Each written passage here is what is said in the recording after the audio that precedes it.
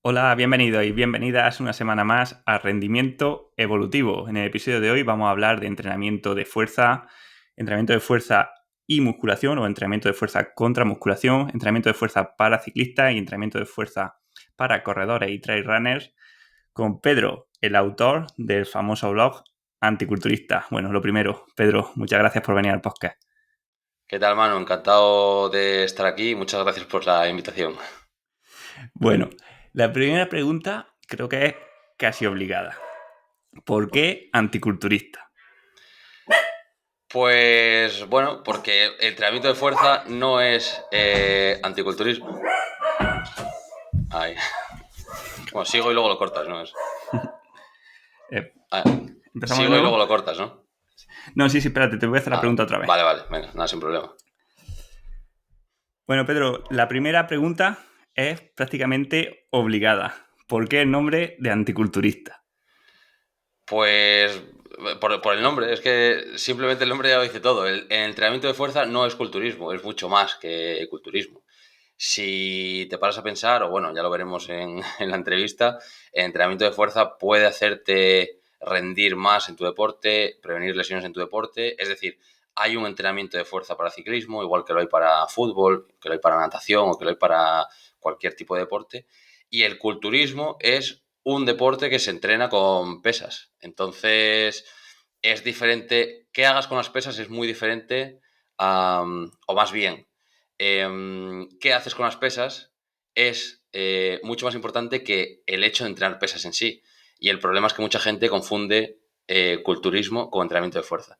Y cuando empecé a divulgar sobre entrenamiento de fuerza, que era aplicado al deporte, que era mi objetivo, la mayoría de objeciones que me encontraba con gente que era aversa a entrenar la fuerza era, pues, no me quiero volver grande, no me quiero volver lento, me voy a lesionar, etcétera.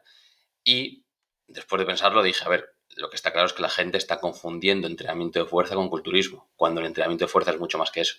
Así que, nada, el nombre es un esfuerzo de atajar ya la objeción desde el primer momento.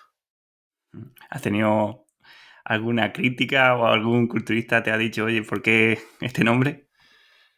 No, la única que he tenido ha sido hace cosa de un par de meses, sorprendentemente. O sea, no fue al principio ni siquiera, fue hace un par de meses, de una chica que me escribió por Instagram diciendo que el nombre le resultaba ofensivo porque, bueno, ella representaba, no sé, el culturismo y bueno, yo qué sé, no entendí muy bien el comentario tampoco, pero bueno, que solo un comentario sin más. Por lo demás, ya lo aviso, o sea, si te suscribes a mi newsletter, por ejemplo, ya aviso que, oye, que yo admiro el culturismo, es más, me gusta incluso, pues, el culturismo como deporte, no es algo que yo esté interesado en practicar, pero sí que me interesan las historias de superación, me interesa, pues, gente ver cómo aplica su disciplina, su trabajo duro para conseguir ciertos resultados, y el culturismo es parte de ello. Y yo ya explico que yo el culturismo lo admiro, lo que pasa es que mi labor es diferenciar entrenamiento de fuerza de culturismo. Entonces, no es que esté insultando al culturismo por llamarme anticulturistas. Simplemente quiero atajar lo que el común de los atletas concibe como entrenamiento de fuerza desde la raíz, que es no confundiéndolo con culturismo. Efectivamente, al final el culturismo comparte mucho, bueno, todo lo que es deporte de élite comparte mucho entre sí, ¿no? Del sacrificio y más el sacrificio a nivel nutricional y de hábito de entrenamiento y de vivir para ello. Pero bueno, vamos a ir desgranándolo poco a poco, este anticulturista. La primera pregunta que me gustaría hacerte, porque seguro que creo que la gente lo asocia por defecto. Más músculo, más fuerza, ¿no? Entonces piensa en un culturista y dice, un tío fortísimo, ¿no? Que en una paliza te va a dar bueno, te va a dar seguro, ¿no? Y claro, ¿es esto tan cierto? O sea, ¿más músculo equivale a más fuerza? En general, sí, más músculo equivale a más fuerza, pero tiene muchos matices. La realidad es que más músculo equivale a mayor potencial de ejercer fuerza. Tú puedes tener mucha musculatura, pero puedes no saber utilizarla correctamente. Es decir, vamos a poner un ejemplo de si tú tienes una fábrica con 100 trabajadores y tú tienes otra fábrica con 1.000 trabajadores, es obvio que la fábrica con 1.000 trabajadores va a producir más en potencia, ¿no? Pero si la fábrica con 1.000 trabajadores están rascándose la barriga 950, entonces no va a ser así. Pues esto es parecido. Tú puedes tener más músculo o menos músculo con un culturista, pero ser más fuerte me da igual, en levantamientos o en acciones deportivas, en lanzamientos, en pegadas, en saltos, simplemente porque sabes reclutar mejor la musculatura que ya tienes.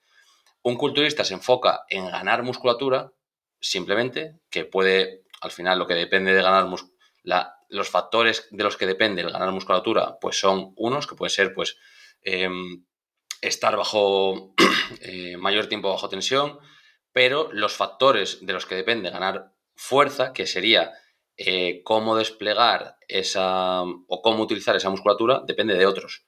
Pues que será entrenar a mayores intensidades, etcétera.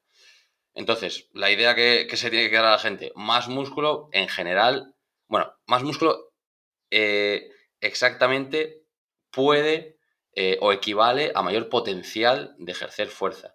El caso es, ¿sabes reclutar esa musculatura correctamente? ¿Sabes reclutar esa musculatura en todo el rango de movimiento articular? ¿Estás compensado en articulaciones lo suficientemente, pues eso, en todo el rango de movimiento, pero también en movimientos contrarios, etcétera, como para no lesionarte y no incurrir en patrones biomecánicos? Hay muchos más factores que la propia musculatura a la hora de pensar en rendimiento deportivo o en prevención de lesiones.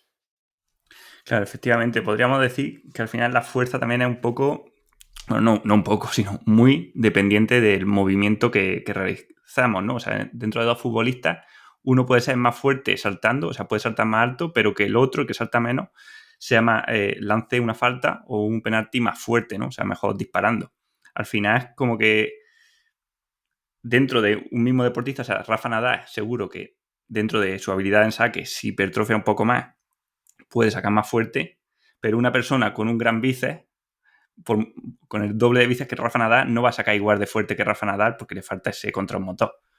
Claro, y además tenemos que pensar también en el propio deporte. Por ejemplo, acabas de mencionar a Rafa Nadal. El tenis, que no tiene contacto físico, es un deporte donde la técnica o, bueno, el cómo juegas al propio deporte influye mucho más que las capacidades físicas. Entonces, ¿de qué sirve ganar musculatura o incluso ganar explosividad, ganar velocidad? ¿De qué sirve si luego le pegas a la bola y la mandas fuera? Eso no sirve de nada. Entonces, en este sentido, el entrenamiento de fuerza va a estar enfocado a prevenir lesiones para incrementar las horas de práctica deportiva, que es lo que te va a permitir mejorar técnicamente en el deporte, que es de lo que depende el rendimiento en ese deporte. Pero si estamos hablando ya de deportes con contacto físico, como puede ser, pero es que no, iba a decir el rugby, pero es que ni siquiera, o sea, el fútbol mismo, el balonmano, el baloncesto, al final, si tú consigues correr igual que el contrario, con 5 kilos más de músculo, es obvio que vas a ganar los contactos en las peleas por el balón. Y al revés, si pesas más, o sea, pesas igual que el contrario, pero consigues correr más o saltar más alto, es obvio que vas a tener una ventaja competitiva a la hora de rematar un balón, llegar a un balón dividido o irte de un rival. Efectivamente. Lo que pasa es que, bueno, para los oyentes, al final, este es un podcast de todos los oyentes son deportistas de resistencia. Lo que sí podríamos decirles ya de antemano, ¿no? Es que no necesitan necesariamente ganar masa muscular para mejorar su fuerza, al menos al principio, ¿no? Otra cosa es cuando ya tengan unos niveles adecuados, ¿no? De trabajo de fuerza. Sí, el tema de la masa muscular, la verdad que desde mi punto de vista es completamente irrelevante, porque es la consecuencia de, no es un fin en sí mismo. Un deportista, como dice, esto se lo copia Christian Thibaudeau, que es un entrenador que sigo, un deportista o un atleta debería trabajar movimientos y sistemas energéticos, que al final es lo que pone a disposición el cuerpo para ejercer acciones deportivas como puede ser un pedaleo o un trote. Pero el músculo es un engranaje más dentro del movimiento.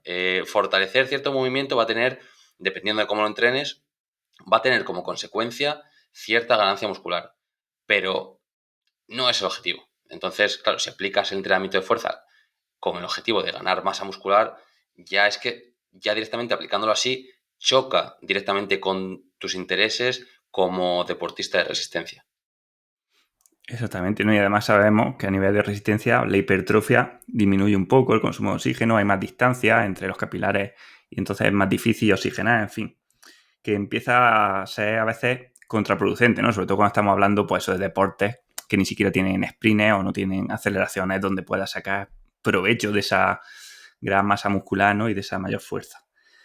Claro. Mm, y luego hay otra pregunta interesante, ¿vale? Que esta, aunque se sale un poco del deporte, me gustaría saber tu opinión, ¿no? Y es que, pues sabes que últimamente, en los últimos años, se habla mucho de ganar fuerza por el tema de longevidad, ¿no? Fuerza y esperanza de vida, fuerza y salud, ¿no? Y se vende casi el mensaje de que para tener mucha salud hay que tener mucha masa muscular y mucha fuerza, ¿no? Incluso dando como mensaje por defecto el entrena fuerza, ¿no? En vez de decir directamente entrena, muévete y haz actividad física. ¿Cuál es tu opinión sobre esto? ¿Crees que es un poco hype el entrenamiento de fuerza o al contrario, es la base fundamental y cuanta más fuerza tengamos mejor a nivel de salud? ¿O cómo te posicionas ahí? A ver, Peter Attia, que es el gurú de longevidad, lo dijo hace no mucho en una entrevista, no me acuerdo dónde era, y era que según los estudios que había visto él y bueno, las investigaciones que había hecho él, creo que era tener hipertensión aumenta un 30% tu riesgo de muerte, fumar lo aumenta un 50%, pero es que la falta de fuerza lo aumenta un 250% y la falta de capacidad aeróbica lo aumenta un 400%. Entonces, si, a ver, los que estáis escuchando esto, pues estaréis de enhorabuena porque al final, si tenéis buen cardio, estáis haciendo ya lo que se supone que va a contribuir en mayor medida a vuestra longevidad. Eso es lo primero. Pero lo segundo es la fuerza. Y claro, ¿qué es la fuerza para la mayoría de las personas? Como ya hemos hablado antes, la fuerza es músculo, pero es que el músculo es la representación de tus capacidades físicas y es simplemente una de ellas. La longevidad a nivel de fuerza, eh, aquí igual hay un poco de confusión ya en la gente que divulga porque lo que verdaderamente va a afectar a tu longevidad es mantener tus capacidades físicas durante el mayor tiempo posible. Es decir, si tú con 90 años eres capaz de caminar sin bastón, eres capaz vamos a decir, de sprintar, o al menos de trotar, eres capaz de saltar, de trepar, eres capaz de levantar un peso, todo esto sin hacerte daño, controlando todo el rango de movimiento articular, te puedes exponer a cualquier situación de la vida diaria y puedes salir, pues eso, indemne de ella, pues en una situación de emergencia, lo que sea. O mismamente tus capacidades físicas te permiten practicar deporte, que te va a dar un propósito en la vida y te va a dar una satisfacción, un entorno social saludable que también contribuye a la longevidad. Pues todo esto, si lo consigues hacer, vas a ser una persona longeva, porque vas a ser una persona independiente. ¿Contribuye el músculo a todo esto? No, es que el músculo no es una capacidad física. El músculo es la consecuencia de una de las capacidades físicas, que es la fuerza. Entonces, ¿cómo entrenar la fuerza para mejorar la longevidad? Pues entrenarla de forma que mejore tus capacidades físicas y las mantenga eh, durante décadas o hasta más tarde como sea posible. ¿Cómo se hace esto? Pues bueno, ahora lo veremos, o entraremos más en detalle. Pero bueno, si el entrenamiento de fuerza mejora tu capacidad de saltar, de sprintar, de lanzar, pues eso, de trepar, de expresar en forma de movimiento cualquier necesidad que tengas a lo largo del día a día, que puede ser levantar un objeto, puede ser, no lo sé, arrastrar o lo que sea, pues ese entrenamiento de fuerza va a estar bien planteado. Pero, como ya he dicho, no depende de la musculatura, ni mucho menos. Claro, entonces, a grandes rasgos, la mayoría de personas está confundiendo lo que sería un entrenamiento de fuerza para ser funcional en el día a día con un entrenamiento de fuerza de pensar que porque tengan más masa muscular y están más grandes, ya están teniendo esa funcionalidad, ese extra o esa reserva de vitalidad para el envejecimiento que los va a hacer saludables. Claro, es que aquí volvemos al tema de antes. A ver, es verdad que cierta masa muscular, pues cualquiera que lo busque va a Un saber que mínimo, ¿no? cierta masa muscular per se va a ser saludable, ¿no? Pues, por ejemplo, si tú tienes una enfermedad y estás postrado en la cama durante 3 meses, tener 5 kilos más de masa muscular, pues va a incrementar tus posibilidades de sobrevivir. En el caso de un ciclista, como es el foco de este podcast, tener cierta masa muscular, pues va a lo mejor a reducir tu posibilidad de fractura de un hueso cuando haya una caída. Vale, pues la masa muscular en ese sentido directamente se correlaciona con pues una menor mortalidad o una mejor calidad de vida que te permita vivir más, ¿no? Pero más allá de eso, ya te digo, es más importante qué eres capaz de hacer que el hecho de tener musculatura en sí. Si tú tienes musculatura, pero no eres capaz de bajar unas escaleras sin dolor, no eres capaz de lanzar sin romperte un hombro, o no eres capaz de sprintar, está claro que no vas a ser una persona longeva. Pues que probablemente tampoco puedas realizar actividades que mejoren tu capacidad cardiorrespiratoria, que es el principal factor de longevidad. No vas a poder tener eso, tus capacidades físicas a punto para asumir retos, para ser independiente en la vejez, caminar sin bastón, todo esto. O sea que nuevamente se confunde músculo con la fuerza como una habilidad. Exactamente. Al final tener un poco de músculo está bien, ¿no? Pero llega a un punto donde al final compite, ¿no? Es como que no podemos tenerlo todo. Es una cosa, yo te lo digo a nivel personal. O sea, claro, yo he ganado músculo desde que competía hasta ahora. He ganado músculo y además me noto que lo gano relativamente fácil. Quizás porque tenía muy poco y con poco que haces, pues ya ganas.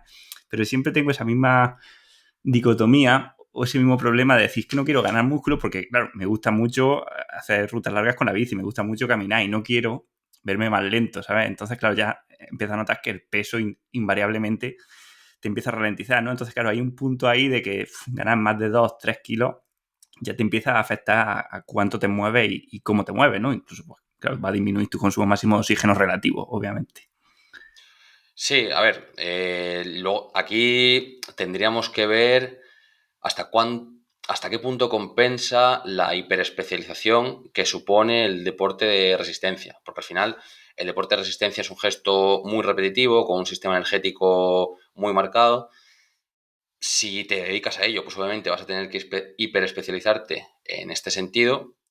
El deporte de resistencia no es tan completo como otros deportes a nivel pues de sprints, de lanzamientos, a nivel de riqueza de movimientos.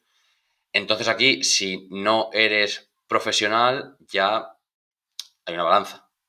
Si pues por ejemplo, el miedo a ganar masa muscular en el tren superior te impide desarrollar habilidades básicas como, por ejemplo, hacer una dominada, pues, a ver, o no sé, cargar cierto peso sin romperte o tener ciertos niveles de fuerza, pues, a ver, la realidad es la que es. O sea, en una situación de emergencia, pues no tienes la habilidad de trepar desbloqueada en tu mente.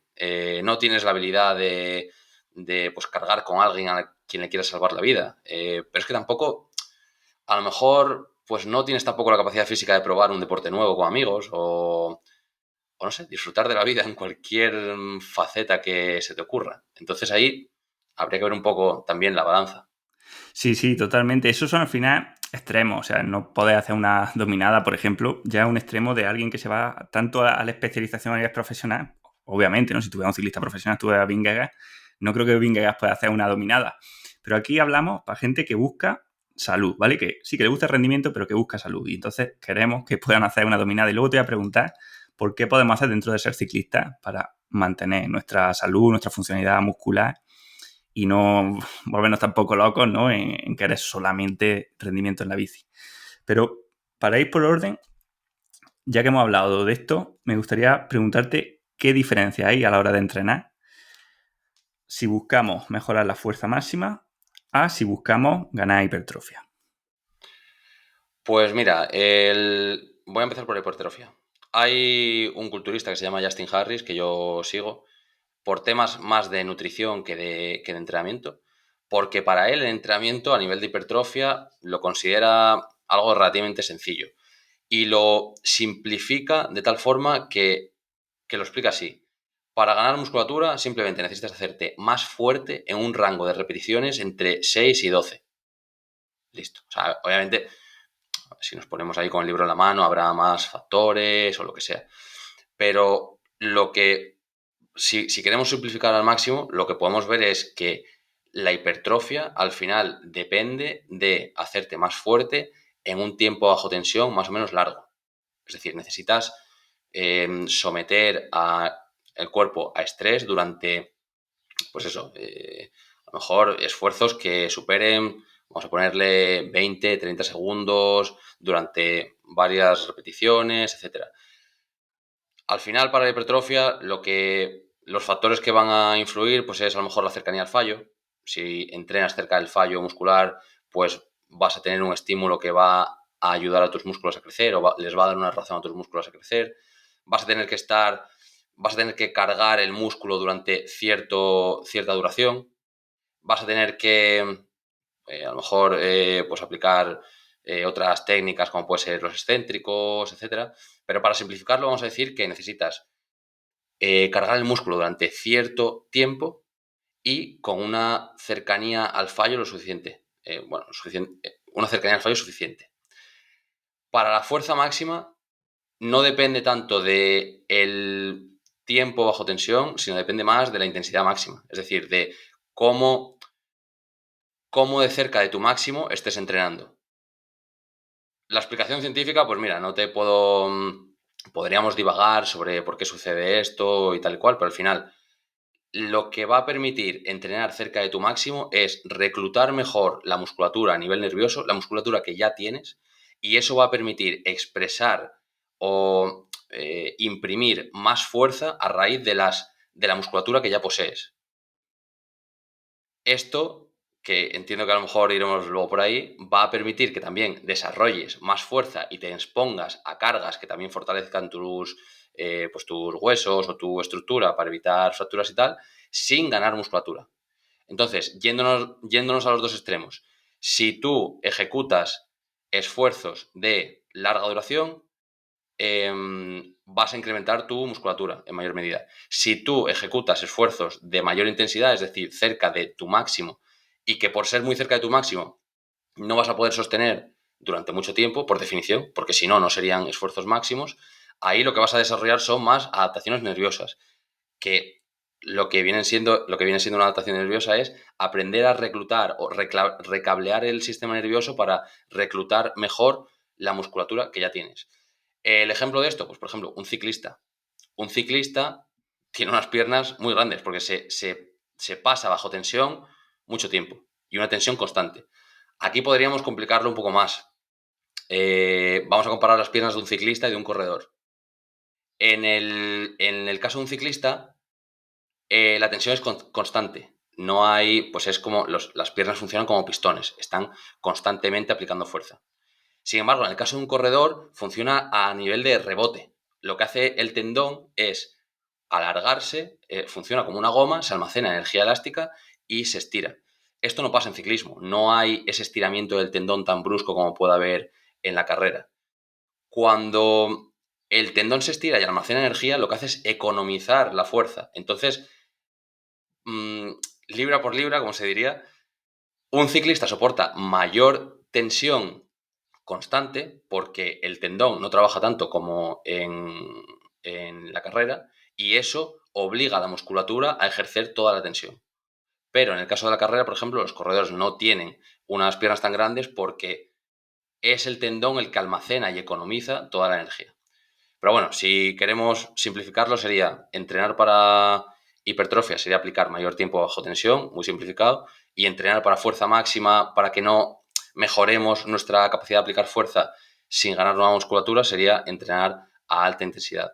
Lo de la cercanía al fallo también afecta, pues por ejemplo, si metemos descansos más largos, cuando entrenamos a alta intensidad vamos a incidir aún más en trabajar la fuerza sin crear musculatura y al revés, si entrenamos a cualquier intensidad pero metemos descansos cortos llegando al fallo, vamos a crear mayor musculatura.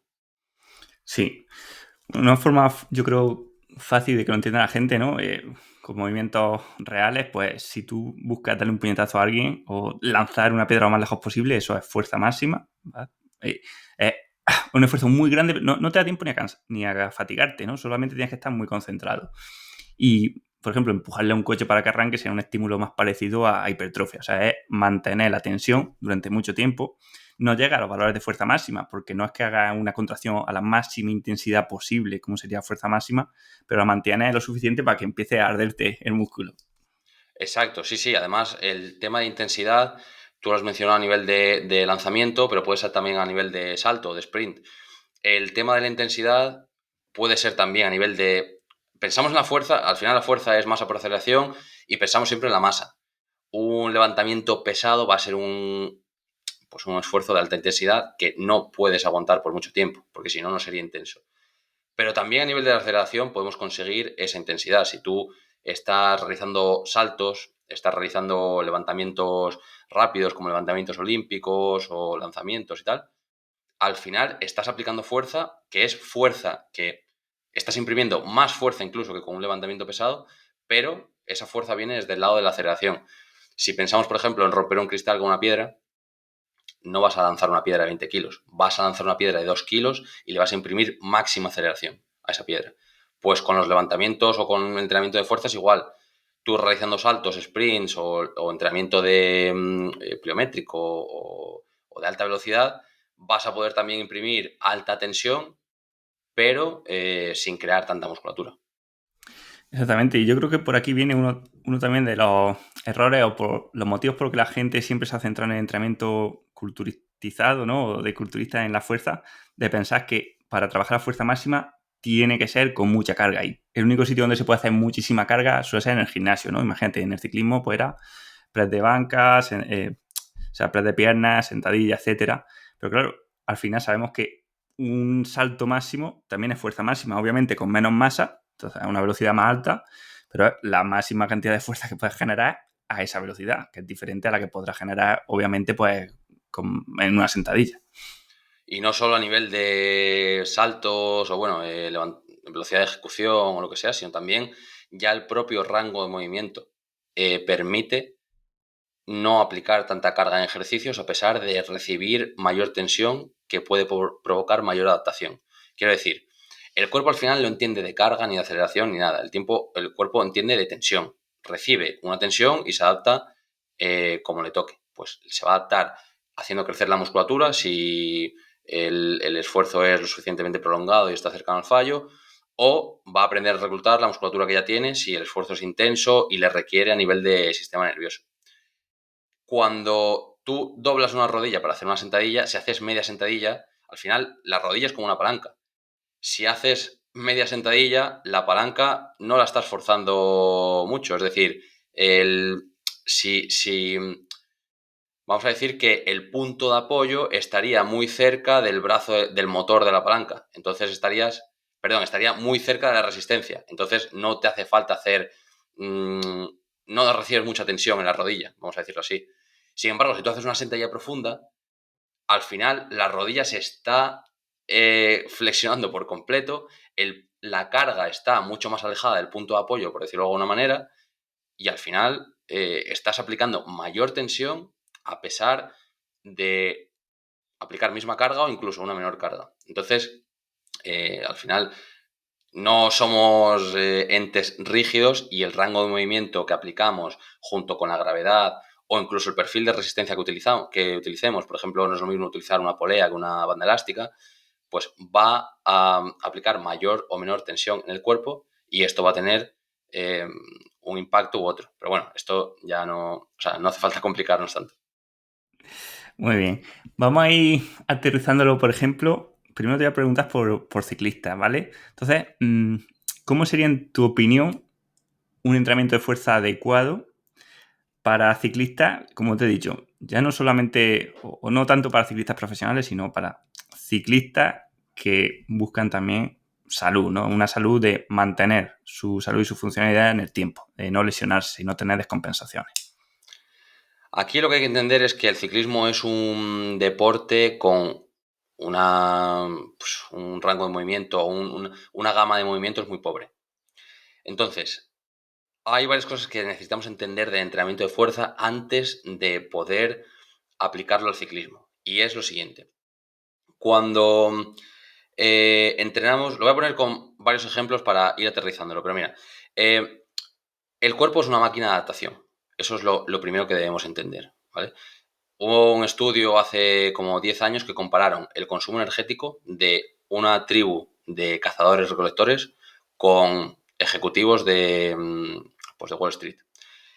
Y compararon su consumo energético, ¿vale?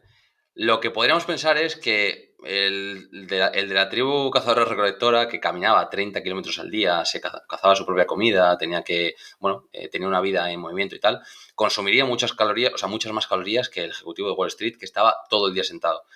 La realidad es que consumían las mismas, consumían alrededor de los 1500.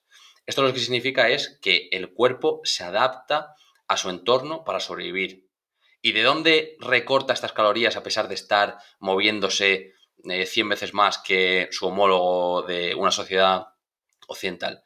Pues si alguien se lee El origen de las especies de Darwin, el propio Darwin pone como ejemplo, en los primeros capítulos ya, cómo los animales domésticos tienen todas las orejas caídas.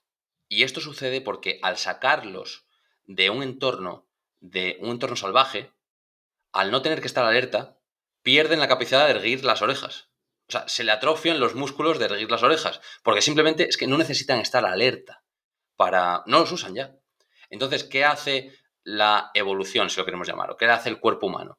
Lo que no usa y lo que no es relevante para la supervivencia, lo descarta. Entonces, pasa lo mismo con la tribu de cazadores-recolectores. El cuerpo se vuelve eficiente para ahorrar energía donde sea, y uno de los procesos de ahorrar energía es atrofiar o descartar movimientos que ya no necesitamos. Entonces, aquí lo que hay que pensar es, ¿un ciclista es un animal salvaje o un animal doméstico? Un ciclista, bueno, alguien occidental ya es un animal doméstico, pero un ciclista lo que tiene es una doble jaula, porque además de estar todo el día a lo mejor, si trabajas en una oficina sentado, pasas el día en rangos de movimiento y patrones de movimiento muy limitados, que van a hacer que tu cuerpo olvide ciertos patrones de movimiento. Y si además le metes ciclismo a las horas que ya pasas sentado a lo largo del día, simplemente es que estás incidiendo aún más en las descompensaciones que estás provocando con tu día a día. ¿Y por qué esto es importante? Porque hay una tercera pata que debemos entender, que es a nivel de dolor y daño. Cuando a un ciclista al final, las lesiones en ciclismo, aparte de caídas, suelen ser, vamos a llamarlo, por sobreuso, ¿no? Le aparece un dolor en la parte frontal de la rodilla, en la espalda. Los ciclistas que yo entreno sufren mucho de espalda, de cervicales, a nivel de escapular, de lumbar. ¿Por qué se produce este dolor? Porque el dolor y el daño no son lo mismo. Y aquí puedo recomendar a Arturo Goicoechea, que es el mayor experto de dolor en España. Lo que dice Goicoechea en sus publicaciones es que dolor y daño no son lo mismo. El dolor es algo objetivo, es algo cuantificable, es una fractura, una rotura, un corte, lo que sea. Pero el dolor es algo subjetivo, es una señal de alarma que permite evitar futuro daño. Es decir, el dolor lo que hace es que quites la mano del fuego antes de que te quemes, no cuando ya te has quemado, porque si no es que nos hubiésemos extinguido, ¿vale?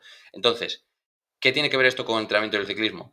Que el dolor en una rodilla lo que señala igual, o sea, es futuro daño, no es daño que ya se ha producido. Entonces, igual que el cerebro te hace quitar la mano antes de que te quemes, el cerebro detecta cuando tu estilo de vida de animal doméstico o animal enjaulado ha incurrido o ha atrofiado tanto la rodilla que de repente le metes, o sea, detecta energía mecánica que va a acabar en daño, en futuro daño. Entonces, si tú estás todo el día sentado, practicas ciclismo, pues eso, estás en el coche, en la oficina, etcétera, y luego bajas unas escaleras y resulta que te duele la rodilla, pues posiblemente lo que tengas es una musculatura o unas articulaciones tan atrofiadas por un estilo de vida que es muy pobre en movimientos, como para que luego, al bajar unas escaleras, el cerebro diga, ostras, es que igual no controlo este rango de movimiento. Entonces, toda esta introducción, ¿para qué es? Para que la gente entienda perfectamente que el entrenamiento de fuerza es lo que permite llenar esos huecos que el ciclismo deja a nivel de descompensaciones o debilidades articulares o estructurales. Es decir, el objetivo del entrenamiento de fuerza de un ciclista debe ser corregir los desequilibrios que tanto la vida moderna como el ciclismo provoca y que van a acabar en dolor, que el dolor no es daño, sino que señaliza futuro daño, y que puedan acabar en futuras lesiones que sí que acaben en daño. Entonces, lo que debe hacer un ciclista es aplicar el entrenamiento de fuerza a aquellos patrones de movimiento que no trabaja el ciclismo y a aquellos músculos contrarios a los que sí que trabaja el ciclismo, para equilibrar toda la balanza. Esto es lo que se llama entrenar para el equilibrio estructural. Aplicado al ciclismo, ¿qué podríamos decir? Vamos a poner ejemplos prácticos. Tú te pasas todo el día sentado. Al estar todo el día sentado, tus erectores de columna no trabajan, porque su trabajo ya lo hace el respaldo de la silla. Y luego encima, cuando sales de la oficina, te pasas en la bici apoyado y doblado también otras 4 horas, ¿no? Al final, el cuerpo lo que está, cuando te duele la espalda o te duele la cervical, lo que te está diciendo es, mira, los erectores espinales están tan debilitados que te envío dolor para que no te muevas más de la cuenta, porque como dobles la columna más de lo que debes, vas a entrar en un rango de movimiento que no controlo y va a suponer un daño en un tejido. O sea, va a suponer de verdad una rotura, una lesión con un daño propiamente dicho. ¿Qué tiene que hacer un ciclista? Fortalecer las cervicales, fortalecer las lumbares, fortalecer los erectores espinales. Lo mismo con la rodilla, lo mismo con la cadera. Podemos ir de arriba a abajo. O bueno, vamos a ir de abajo arriba, mejor. ¿Qué es el ciclismo al final? Es un gesto de pedaleo constante. ¿Qué es el pedaleo? Una extensión de rodilla en rango corto de movimiento. Entonces, ¿qué debería hacer un ciclista? Entrenar el rango largo para que el cerebro sepa que controla todo el rango de movimiento de extensión de rodilla y que no envíe dolor cuando baje unas escaleras. Y por supuesto, que no envíe dolor cuando el biomecánico de turno te mande subir el sillín. Pero es que pasa al contrario también. El ciclismo nunca ejerce el gesto de flexionar la rodilla. Entonces, si el cerebro te envía dolor ahí es porque está diciendo, es que tengo el flexor de rodilla tan debilitado que como la extiendas demasiado, no voy a poder flexionarla y además me voy a cargar el flexor de rodilla, el isquio, el bíceps femoral, lo que sea. Entonces, ¿qué debes hacer? Fortalecer la flexión de rodilla con el movimiento que quieras, con curl de isquio o lo que sea. Y, obviamente, o sea, de nuevo, por mucho que digan que la solución es bajar el sillín, esto es ponerle un parche a una rueda pinchada. Lo que debes hacer es arreglar el problema. ¿De qué otros movimientos carece el ciclismo? Pues carece de movimientos en planos laterales. Es probable que tengas los abductores y aductores de cadera débiles, que eso va a desembocar en dolores en la parte lateral, o bueno, exterior o interior de la rodilla. Y luego ya subiendo hacia la columna, etcétera, como ya hemos dicho, tus erectores espinales van a estar debilitados seguramente por tu estilo de vida, pero también por la propia práctica de ciclismo, que al final se desarrolla en postura cifótica, con la espalda encorvada, etcétera. Y lo que tienes que hacer es fortalecer las lumbares con el movimiento del que las lumbares se encargan, que es erguir la columna con hiperextensiones o lo que quieras, fortalecer los rotadores externos con face pull o lo que te dé la gana. Es que el ejercicio da igual, lo que importa es el movimiento, como dijimos al principio, y fortalecer también las cervicales con el movimiento del cual las cervicales se encargan, o la musculatura cervical se encarga, que es extender el cuello. Eso sería el 90% del entrenamiento de un ciclista. Así, o sea, podríamos apagar aquí ya. Luego ya, si un ciclista quiere ya entrenar, bueno, completar ese 10% que le queda, ¿cuál sería el otro riesgo que un ciclista al que un ciclista se expone en competición? A caídas y a fracturas. Como hemos hablado antes, ¿cómo puedes evitar, cómo puedes fortalecer los huesos para evitar caídas? Puedes entrenar la fuerza y someterte a tensión. Al final, si tú te sometes a tensión, te vas a fortalecer Esto podemos pensar a lo mejor en, pues yo qué sé, una bombona de butano. La bombona de butano lo que haces es presionar el gas para que se vuelva líquido y lo metes en una bombona. O algo de, por ejemplo, el grafito. Cuando se presiona bajo el manto terrestre se convierte en un diamante. Pues aquí lo mismo, cierta presión va a endurecer las estructuras. Y lo que endurece la musculatura también va a endurecer el hueso. Al final, que un hueso o que un músculo tenga más riego sanguíneo o más terminaciones nerviosas, lo que sea, que otro, no significa que no se vaya a adaptar por ello. Lo que puede hacer aquí un ciclista es, como hemos dicho antes, entrenar a intensidades altas con poca duración de la tensión para evitar ganar musculatura, pero aún así exponerte a tensión, ganar tono muscular y someter el cuerpo a una presión o una tensión que va a obligar a endurecer las estructuras. Aquí puedes utilizar cualquier movimiento de tren superior, empujes, tracciones, etcétera, a altas intensidades, es decir, un rango de repeticiones bajo entre 1 y 3, tiempo de descanso alto para no llegar al fallo muscular y que tampoco dé lugar a excesiva ganancia muscular, que ganar músculo es mucho más difícil, o sea, mucho más difícil de lo que la gente piensa. Y con eso ya tendrías el dibujo completo de lo que un ciclista necesita. Y ahora, bueno, vamos a empezar vamos a finalizar por lo que debería haber sido el principio. ¿Por qué tiene que entrenarse un ciclista? Pues porque el rendimiento en ciclismo, y esto lo dices tú en tu libro, depende del volumen de entrenamiento. Y tiene sentido, es decir, un esfuerzo aeróbico, al final, por definición, es un esfuerzo largo. Entonces necesitas meterle horas al entrenamiento. Entrenando la fuerza de la forma que acabamos de comentar, te va a permitir meter más horas de práctica deportiva sin lesión. Entonces ya tú, con esas horas que tengas disponibles, ya harás lo que veas. Si tienes entrenamiento, si la gente entrena contigo y contigo plantea bien entrenamiento, va a mejorar en ciclismo.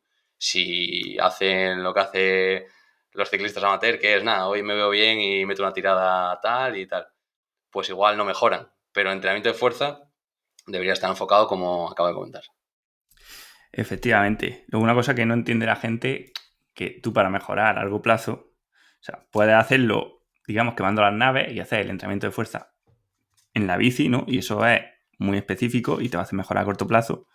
Pero también tienes que compensar esos desequilibrios que te genera el ciclismo porque sabemos, y yo creo que nadie lo niega, que es un movimiento artificial y como tú has dicho, pues pobre en diversidad de movimientos y tienes que compensar con otros ejercicios como los que tú has dicho o al menos, si no, si tienes tiempo, pues saliendo andas por la montaña, estás activo, running, bueno, en fin, hacer deportes más evolutivos, algo para lo que nuestro cuerpo está diseñado. Pero bueno, una cosa o la otra, si es solamente bici, pues lo más normal es que acabes con problemas a largo plazo y no vas a poder entrenar y por tanto no vas a poder mejorar lo que quisieras.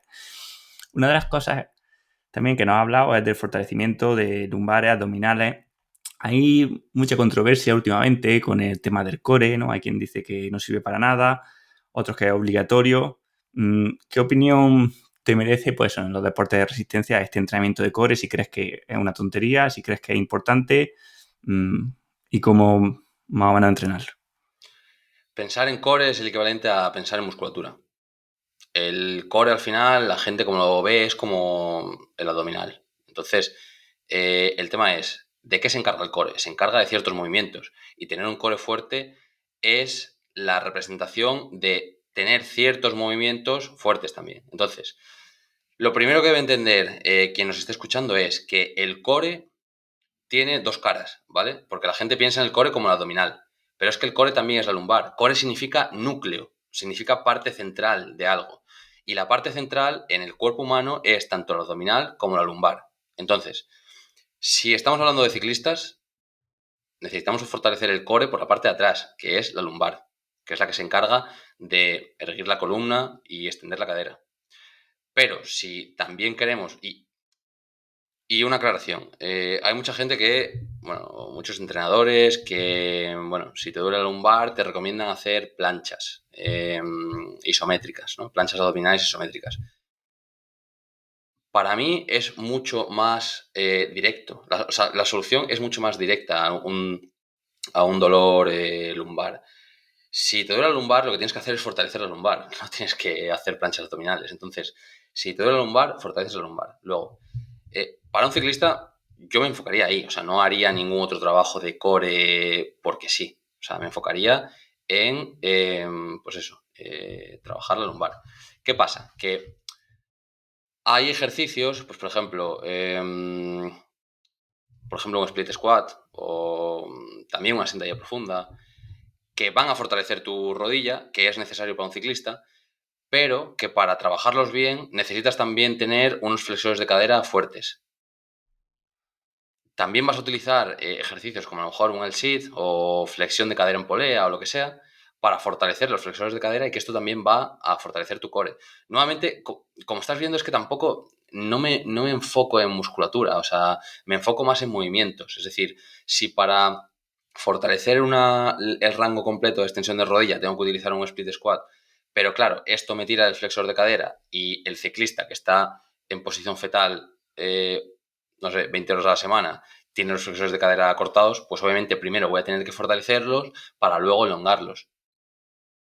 La consecuencia de fortalecer estos flexores de cadera va a ser trabajar el core. Pero bueno, como ya te digo, el trabajo de core en deportistas en general tiene, no es que tenga cabida, es que es necesario, pero no plantearlo como trabajar el core. Es que hay que ver cómo lo trabajas también. Es decir, la filosofía de entrenar movimientos también aplica al core. Tú, por ejemplo, si trabajas, o sea, si practicas judo, si practicas lo que sea, lanzamientos, vas a tener, o boxeo, o lo que sea, vas a tener un trabajo de rotar el tronco, que es uno de los movimientos de los que se encarga el core.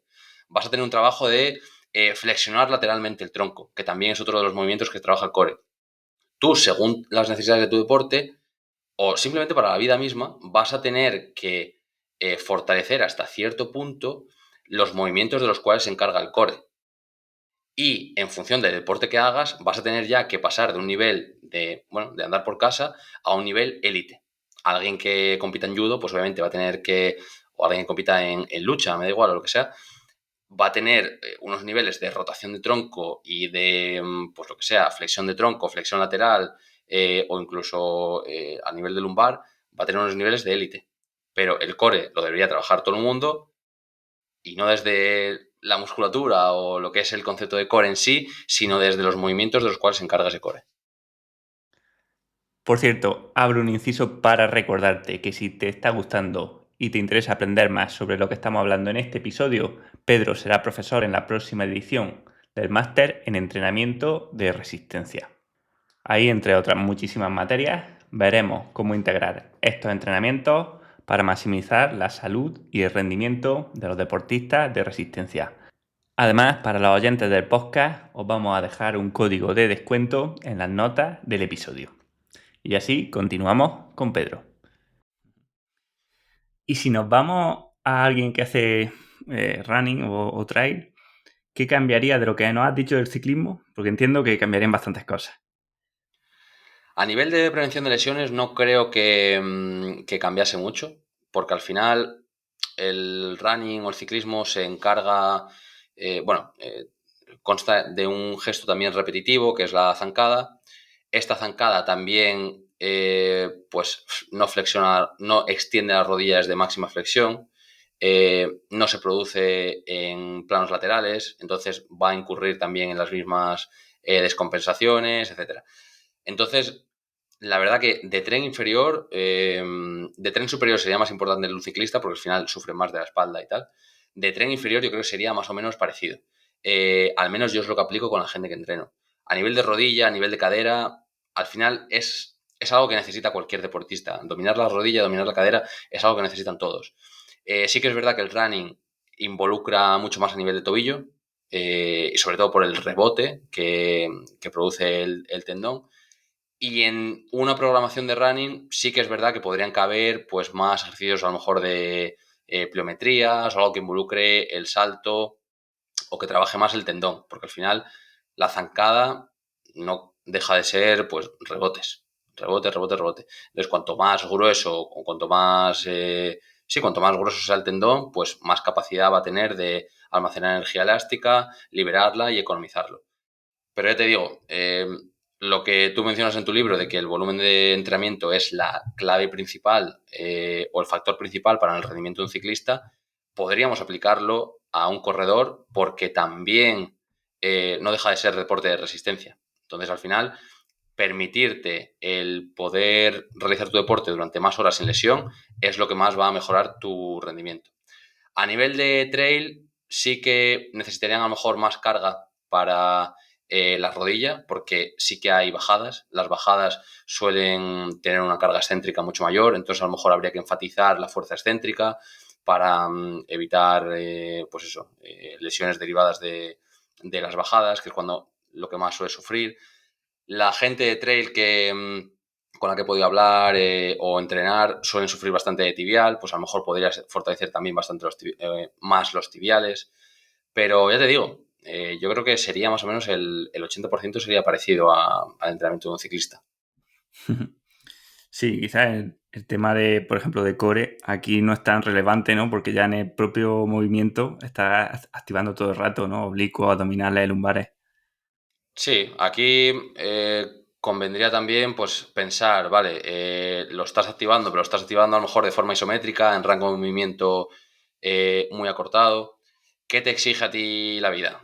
Pues bueno, si eres alguien que te vas a hiperespecializar y no te supone nada fortalecer el core en todo el rango de movimiento o en movimientos que a lo mejor no utilizas tanto en carrera, como puede ser la rotación de tronco, no tienes por qué hacerlo. Pero bueno, si quieres ser un atleta más completo, pues deberías hacerlo.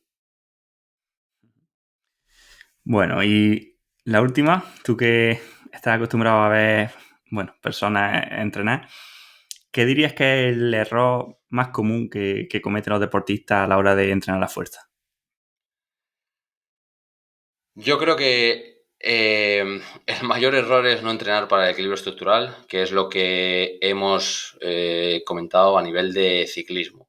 Me refiero, la mayoría de la gente ve, como ya hemos hablado hoy, el entrenamiento de fuerza como una forma de mejorar la musculatura o incluso en futbolistas puedes ver que a lo mejor se enfocan demasiado en la parte de rendimiento, ¿no? Entonces a lo mejor ves a ciclistas viendo media sentadilla, que al final, bueno, pues hay estudios que han demostrado que la media sentadilla mejora la aceleración en mayor medida que la sentadilla profunda, por ejemplo, ¿no? Y esto, pues es cierto, por ejemplo, los sprinters utilizan media sentadilla, la utilizan sobrecargada, con mucho más peso que la sentadilla profunda. Entonces, los futbolistas, por ejemplo, también lo utilizan para mejorar la aceleración. ¿Cuál es el error que suele cometer la gente? Pues que es que un futbolista no es un velocista.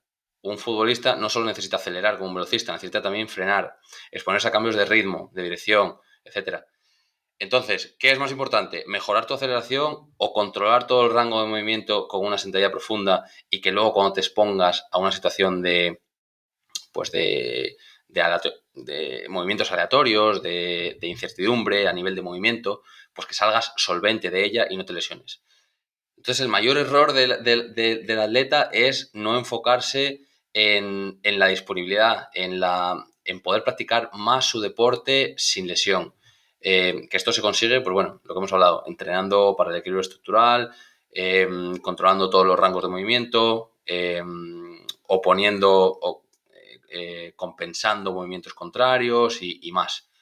Pero yo diría eso, que el mayor error es el pensar en su deporte solo como rendimiento, cuando el mayor rendimiento viene cuando eres capaz de encadenar entrenamientos y competiciones durante años sin lesionarte y sin volver de nuevo a la casilla de salida por un entrenamiento mal hecho o mal planificado.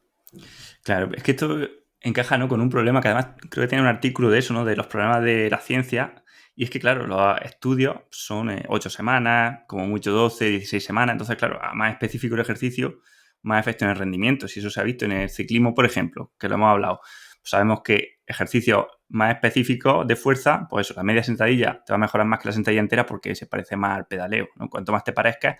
Y si nos vamos a los sprints que hablamos, ¿no?, los sprints sentados, aún más específicos, pues aún más mejora de rendimiento. Pero claro, eso no quiere decir que tú lo tengas que hacer todo el año sin tener problemas, ¿no? Entonces ahora si viste, sacaron un artículo también con los sprints que hablamos, ¿no? Los sprints que presentaron en el podcast, los sprints sentados. Bueno, pues hubo un grupo de investigación que los presentó, que por cierto decían que era una técnica novedosa que se habían inventado ellos, ¿no? Y los presenté en el podcast hace 6 años. Pero bueno, sin más, ¿no? Lo presentan y claro, dicen, esto mejora el rendimiento más que el trabajo en gimnasio, que el trabajo de otras cargas, obviamente, porque es más específico. Pero si lo haces solamente eso, va a acabar con más descompensación, porque si ya tienes el ciclismo, que es un deporte que te descompensa, y solo lo haces específico todo el año pensando en el rendimiento, pues al final que estás acabando una descompensación más grande de la que tenías. Es el claro ejemplo de que los árboles te impiden ver el bosque. Entonces, si tú eres ciclista y estás discutiendo por qué mejora más tu fuerza máxima o tu fuerza de sprint, los sprints en bici, la media sentadilla o qué, a ver, se te está olvidando que tu deporte, el esfuerzo que tú llevas a cabo en tu deporte, el 95% es aeróbico. Entonces, vale que sí, que a lo mejor se decide todo en un último sprint, justo 1 kilómetro antes de la línea de meta, donde, bueno, pues eso, sale el sprinter del pelotón y mete ahí la tal. Bueno, vale. Pero es que el 95% de la carrera has tenido que confiar en tu sistema energético aeróbico. Entonces, ¿cómo trabajas eso? Con horas, horas, horas. ¿Y cómo consigues eso sin lesionarte? Pues con otro tipo de entrenamiento de fuerza que no es justo pues el que mejora tu fuerza máxima, sino el que te permite entrenar más horas sin lesión. Dicho esto, también otra puntualización. O sea, si eres sprinter, eres rodador o eres escalador, pues puede haber diferencias en tu entrenamiento de fuerza, pero al final vamos a la ley de Pareto. O sea, el 20% de lo que hagas va a darte el 80% de tus resultados, y a nivel de fuerza, enfocarte en el equilibrio estructural para meter más horas en la bici, ya sea para entrenar en tu sistema aeróbico o entrenar sprints dentro de la bici, es lo que más va a mejorar tu rendimiento. Sí, sí, tal cual. Además que los deportistas, o sea, los sprinters, por ejemplo, en ciclismo de carretera, en realidad son deportistas de ultra resistencia, entran como deportistas de ultra resistencia porque tú tienes que sprintar, pues después llevas 4 o 5 horas a 4,5, 5 vatios kilo de normalizada, o sea, Claro. cualquier sprinter del mundo, o sea, yo qué sé, que más veamos, gana a todos los amateurs subiendo. O sea, eso que lo tengan por seguro. Claro. Bueno, Pedro, pues para quien se haya quedado con ganas de más, ¿dónde pueden encontrarte y aprender más? Pues en anticulturista.com. Estoy en redes en @alticulturista, en prácticamente todas. Publico cada 3 veces a la semana o una cosa así. Pero donde doy el contenido así más personal y donde voy más al detalle, bueno, tú lo has podido ver porque estás suscrito también, es en anticulturista.com. Ahí mando un email diario con mis experiencias de entrenamiento, experiencias de gente a la que entreno, me meto en fregados, doy mi opinión sobre cosas de entrenamiento y mucho más. Así que nada, en anticulturista.com. Genial, pues nada, allí les recomiendo también que te lean como te leo yo. Y nada, muchísimas gracias por esta entrevista y hasta la próxima. Gracias, hermano, un placer. Hasta la próxima.